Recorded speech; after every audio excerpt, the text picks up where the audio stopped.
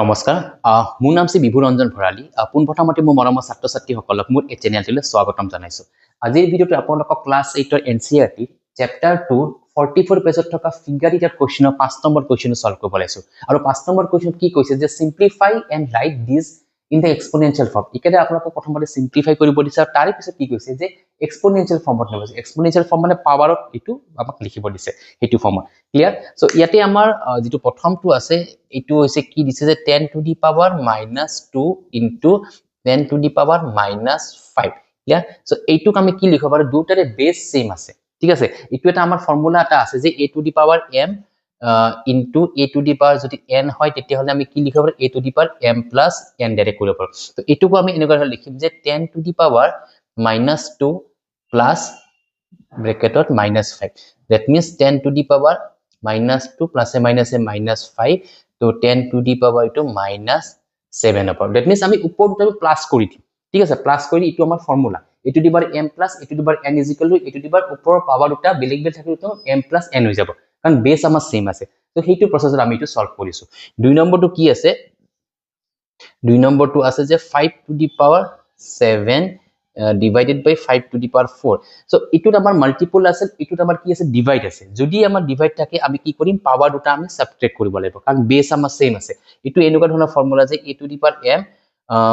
to the power m divided by a to the power যদি n হয় তেতিয়া হলে a to the power m minus n হ'ব so ইটো কিমান হ'ব 5 to the power 7 minus 4 that means 5 to the power 3 হ'ব clear এটো आंसर আমাৰ হৈ গল আশা কৰো বুজি পাইছে সাকি এটা 3 নম্বৰটো মই সলভ কৰি দি আছো 3 নম্বৰটো কি কৈছে 9 to the power -7 divided by 9 to the power 4 ইটো আমাৰ ইটো একে দুটা আমাৰ একে ডিভাইড আছে ডিভাইড থাকিলে আমি কি কৰিব লাগিব মাইনাস কৰিব লাগিব তো আমি কি লিখিব পাৰো 9 to the power -7 -4 ঠিক আছে কাৰণ ইটো ডিভাইড থকাৰ মাইনাস কৰিলো তো আমাৰ কি হ'ব দুটাৰ আগত মাইনাস আছে আমি সংখ্যা দুটা প্লাস কৰিব লাগিব 7 4 11 আৰু ডাঙৰটোৰ আগত যেটো সাইন থাকে সেই সাইনে বহাই দিম সো 9 to the power -11 ঠিক আছে এটো হ'ব আমাৰ आंसर আৰু যদি ভাবে যে আপোনালোকে এটো পজিটিভ লিখিব বিচাৰে তেতিয়া হলে আপোনালোকে এনেকৈ লিখক 1/9 to the power 11 এনেকুৱা ধৰণৰ লিখিব পাৰে এটো আমাৰ ৰেচিপ্ৰকেল হৈ যাব এটো নেগেটিভ টু পজিটিভ আহি যাব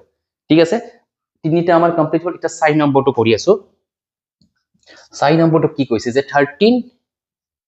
to the power -2 whole to the power -3 clear so এটো আমাৰ কি ফৰ্মুলা আছে a to the power m into a to whole n থাকিলে আমাৰ কি হ'ব a to the power mn এনেকুৱা ধৰণে হৈ যাব ঠিক আছে তো আমি এটো কি লিখিব পাৰো যে 13 to the power -2 into -3 এটো মই ব্র্যাকেট ইউজ কৰিছো আতে তো এটো হ'ব -a প্লাস হ'ব কাৰণ এটো মাল্টিপল হৈ আছে 2 3 গুণ 6 13 to the power 6 এটো হ'ব आंसर ক্লিয়াৰ তো ইয়াতে আমাৰ 4টা কমপ্লিট হ'ল এটা আমাৰ শেষৰটো 5 নম্বৰটো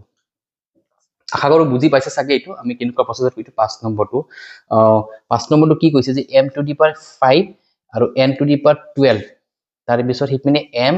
n whole n ইয়াতে এটা বস্তু চাব যে ইয়াতে দুটা বেলেগ বেলেগ কৈ পাৱাৰত আছে কিন্তু ইয়াতে m আৰু n ৰ পাৱাৰটো সেম আছে 9 আছে তো গটিকে আমি এনেকুৱা ধৰণে লিখিব পাৰো যে m to the power 5 n to the power 12 m to the power 9 into n to the power 9 এনেকুৱা ধৰণে আমি ভাঙি দিলো ঠিক আছে মাজত মই ডট দিলো আতে ক্লিয়াৰ এতিয়া আমি কি কৰিম যে ইটো m আৰু ইটো m আমাৰ একে আছে বেস that means আমি ইয়াৰে পাৱাৰ কেটা আমি প্লাস কৰি দিব পাৰো 5 plus 9 আৰু সিমিলাৰলি n এই দুটা n আছে তে n ৰ পাৱাৰ দুটা আমি ইয়াতে প্লাস কৰি দিব পাৰো ক্লিয়াৰ তো এতিয়া 5 9 লগত 5 যোগ কৰিলে 40 আৰু n 12 9 21 সো গটিকে এটো হ'ব আমাৰ आंसर আশা কৰো বুজি পাইছে সাকি কেনেকুৱা প্ৰসেছত ইটো আমি সলভ কৰিলো ইয়াৰে আমাৰ জাস্ট ফৰ্মুলা আছে এই ফৰ্মুলা মতে আমি ইখিনি অংকটা আমি সিম্পলিফাই কৰি গৈছো সো ইটো আমাৰ 5 নম্বৰটো এটা কমপ্লিট হৈ গল এটা মই নেক্সট 6 নম্বৰ কোৱেশ্চন মই এটা সলভ কৰিব লৈছো